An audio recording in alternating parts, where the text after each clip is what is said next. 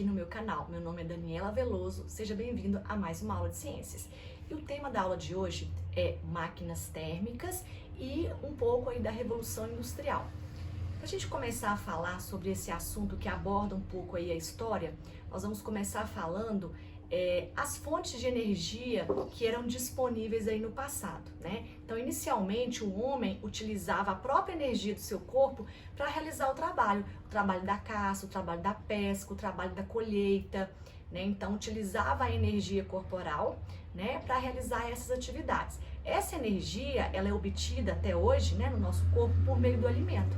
Então, a glicose que nós ingerimos por meio da alimentação é a nossa fonte primária de energia e de sobrevivência. Teve uma época, né, que o ser humano ele passou a utilizar aí os animais para auxiliar esse trabalho, o trabalho na lavoura, né, o trabalho da construção das suas moradas, deslocamento de materiais. Então, passou-se a utilizar esses animais, a sua força, né, principalmente aí com o desenvolvimento da agricultura. Esses animais, eles puxavam o arado lá na lavoura. Então, foi poupando um pouco da energia corporal do ser humano, né? Aí, o que que acontece? Lá, né, durante a Revolução Industrial, lá na Inglaterra, o que que aconteceu? A Revolução Industrial, dentro do contexto aí da história, né, tem uma importância significativa. Aqui, eu vou abordar os aspectos relacionados à ciência, ok? Então, a Revolução Industrial, que aconteceu na Inglaterra, ela substituiu, né, a mão de obra, né, uma boa parte aí da mão de obra do ser humano pelo desenvolvimento das máquinas, né? Então foi assim um grande desenvolvimento industrial, um grande desenvolvimento do maquinário. Então agora um homem ele passou a utilizar dessa tecnologia para produzir algo, no caso nas fábricas, nas indústrias, né? Mudando um pouco aí a fonte de energia utilizada. Então essas máquinas elas vieram, né, durante a Revolução Industrial como um grande aspecto relacionado à tecnologia, né? Então, as relações trabalhistas, né, que eram totalmente diferentes, elas mudaram, né? Então, nesse momento, dentro de um contexto histórico, dentro de um contexto social, a Revolução Industrial, ela alterou também a relação do ser humano com a sociedade, a relação do ser humano na sua relação empregador e funcionário. Além disso, a Revolução Industrial ela deixou um marco muito importante naquela época, que a gente vem sofrendo até hoje, né? Só que hoje a gente, né, tem um nome próprio para isso, depois de vários anos de estudo, que é o aquecimento global em decorrência do efeito estufa antrópico, aquele que o homem participa através da emissão de gases poluentes. Mas a atmosfera terrestre, ela teve uma grande alteração na sua composição gasosa também por meio do desenvolvimento aí da Revolução Industrial. Não que antes não tivesse gases poluentes, mas a Revolução Industrial que iniciou ali na Inglaterra, ela foi uma grande precursora dessa alteração atmosférica, né? Então, pessoas tiveram muitas doenças, pessoas morreram.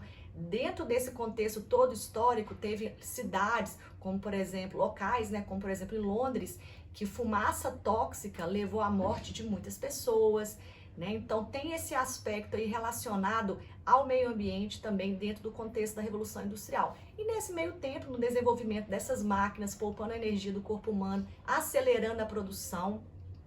Então agora a produção, através de um maquinário, aumentou a produção, né, a produção de tecidos, a produção de bens materiais. E nesse meio tempo, houve aí o desenvolvimento, né, da máquina a vapor. Essa máquina a vapor, ela surgiu também como uma forma de utilização direta aí de combustível. Por que a Inglaterra ela saiu na frente do desenvolvimento dessa máquina a vapor? Porque ela já tinha um conhecimento industrial em relação à parte mecânica e ela também já tinha um conhecimento em relação aos combustíveis, né? A máquina térmica, a máquina a vapor é uma máquina térmica. O que seria uma máquina térmica? Qualquer equipamento que precisa de energia para o seu funcionamento, precisa de um processo de combustão. Então, a máquina térmica, ela necessita dessa fonte de energia. Então, computador, celular, televisão, geladeira, são máquinas térmicas que nós usamos, né, no nosso dia a dia aí e que tem funções específicas na nossa vida. A máquina a vapor, o próprio nome já diz, para o seu funcionamento é necessário o vapor. Como que acontece esse processo, né? Inicialmente, a fonte primária de energia é a madeira. Isso desde os primórdios da humanidade. Então, quando o ser humano ele descobriu a madeira como fonte, né, de energia do processo de combustão, foi no momento aí da descoberta do fogo, né? Então, a madeira é o combustível e essa madeira iniciou-se lá na Inglaterra, na Revolução Industrial, como o combustível principal das fornalhas, da máquina a vapor, dos equipamentos no processo industrial que acontecia lá na Inglaterra. Então essa madeira ela era utilizada como combustível através de um processo de combustão. O que é um processo de combustão?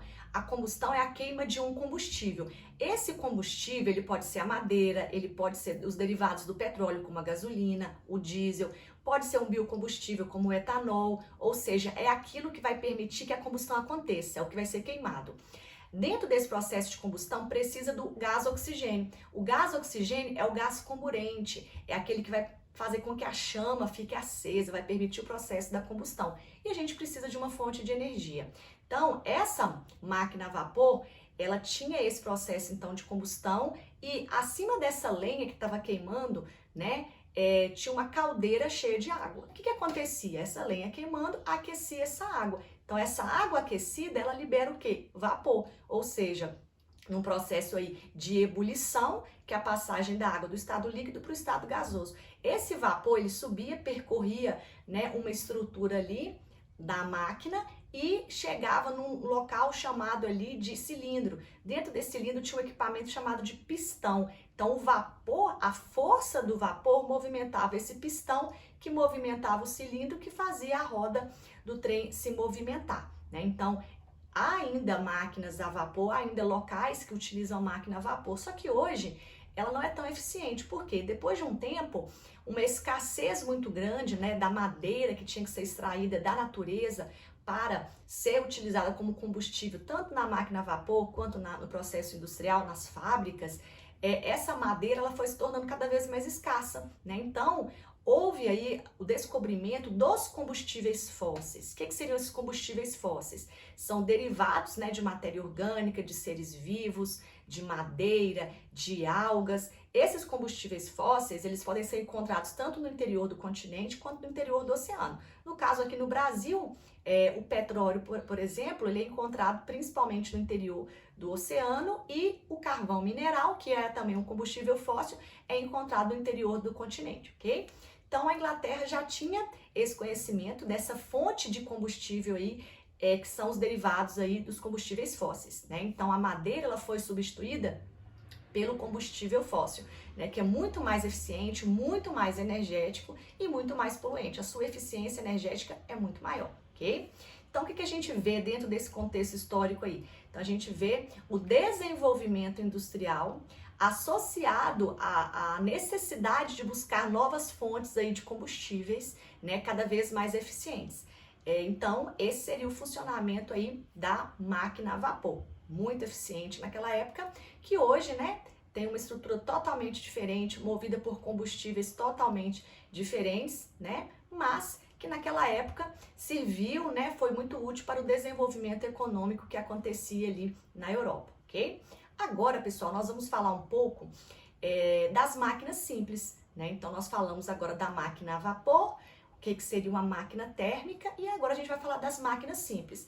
Quando a gente falava, né, lá da necessidade do homem primitivo de realizar trabalho, de utilizar a energia do seu corpo, principalmente a glicose, a gente fala também que o homem, ele inventou, ele descobriu equipamentos, né, que auxiliassem nesse processo de realizar trabalho, né, tarefas simples do dia a dia, construções, desenvolvimento da agricultura. Então, as máquinas simples são equipamentos, na maioria das vezes, equipamentos simples, sem grandes tecnologias, né? Sem equipamentos muito eficientes, mas que auxiliam o dia a dia da pessoa, do ser humano, na realização daquela função, daquela tarefa, né? Então, as máquinas simples, ela vai acaba que poupam um pouco da energia do ser humano, da energia do seu corpo, através do uso desses equipamentos, ok? Então, a gente tem 3 tipos de máquinas simples que nós vamos falar agora.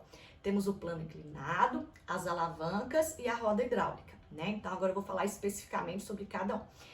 O plano inclinado, nós temos 2 exemplos, o parafuso, tá? E a rampa.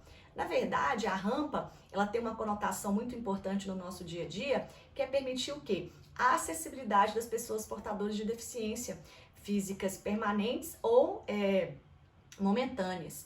Então, a rampa, o deslocamento dela, o percurso dela é maior, né? Porém, a pessoa vai gastar o quê? Uma menor quantidade de energia, né? E muitas vezes ela não vai conseguir, né, subir, por exemplo, uma escada. Se tiver uma rampa, que é um plano inclinado, ela vai conseguir se deslocar, seja de muletas, né, ou seja na cadeira de rodas. A rampa, ela também é utilizada no deslocamento de objetos, de materiais, de mudanças, né, de objetos, de equipamentos, né, que o ser humano tem uma maior dificuldade de elevar essa carga, né? Então a rampa, ela tem essa função. Além de facilitar o deslocamento desses materiais, tem a função também o quê? Da acessibilidade.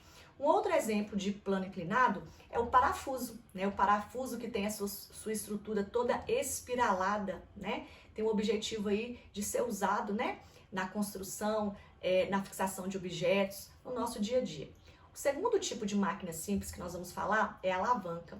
As alavancas, elas têm o objetivo de ampliar a força aplicada, né? E ela se concentra num ponto de apoio, uma haste ligada no ponto de apoio. As alavancas, elas foram muito utilizadas no passado para deslocamento de grandes blocos rochosos, usados aí na construção de muitos monumentos históricos, né? Então, as construções que a humanidade conhece hoje desse homem primitivo, desse homem histórico, como, por exemplo, as construções egípcias, as construções romanas, construções, por exemplo, na cidade de Pompeia, construções dos incas, maias e astecas, são essas civilizações antigas.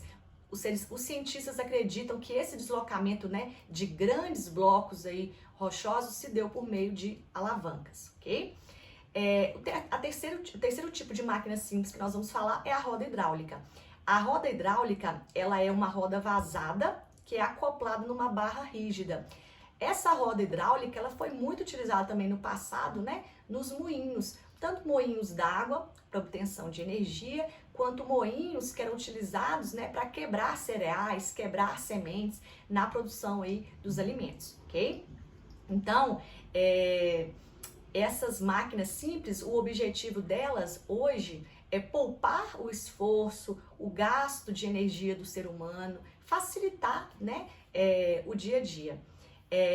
Um outro exemplo também que a gente pode falar das alavancas, que a gente utiliza no nosso dia a dia, são as tesouras, o martelo, o carrinho de mão, né? Então, são alavancas que tem uma haste e uma base, né? Uma base onde pode estar ligado, no caso a tesoura, duas hastes com uma base ligada aí por um ponto central, aonde se concentra a aplicação da força. Então, vocês observem que essas máquinas simples nós usamos no nosso dia a dia até hoje, mesmo sendo, muitas delas foram utilizadas aí no passado pelo homem, ok? Agora, pessoal, nós vamos falar um pouquinho, né? Então, nós falamos aí de máquinas simples, máquina a vapor, máquina térmica, um pouquinho aí do contexto da Revolução Industrial, e agora a gente vai falar sobre os combustíveis. Falei agora há pouco que o processo da combustão é a queima de um combustível. E esses combustíveis, né, eles têm vários aspectos e um grau de eficiência energética diferente, né? Então, os combustíveis derivados do petróleo, né, como por exemplo, que é um tipo de combustível fóssil, a gasolina, o diesel, eles são combustíveis altamente energéticos, né? Então, quando eles são queimados, eles são muito eficientes. Mas quando eles são queimados, libera muito dióxido de carbono, que é o CO2, que aí nós já sabemos que vai implicar uma outra situação, né, que é o efeito estufa antrópico. Em decorrência disso, vai acontecer o quê? O aquecimento global. Porém, há outras fontes de combustíveis, né? Essas fontes alternativas que a humanidade vem desenvolvendo, porque sabe, né, que é o futuro, serão, né, a utilização desses combustíveis menos poluentes, são os biocombustíveis, né? Então, os biocombustíveis, vários países, inclusive o Brasil, já utilizam esses biocombustíveis como fonte de energia. Então, a gente pode citar o etanol, né, que é o álcool, que é proveniente da cana-de-açúcar. A gente pode falar o biodiesel, né, que são os biocombustíveis mais utilizados no Brasil. Pessoal, uma coisa que a gente tem que entender, que o biocombustível, ele polui também, né? Então tem aluno que acha que o biocombustível não libera gás carbônico, mas ele polui numa quantidade o quê? Bem menor. Porque se a gente pensar que o combustível fóssil, ele é não renovável. O que é não renovável? Ele demora muito tempo para ser produzido na natureza.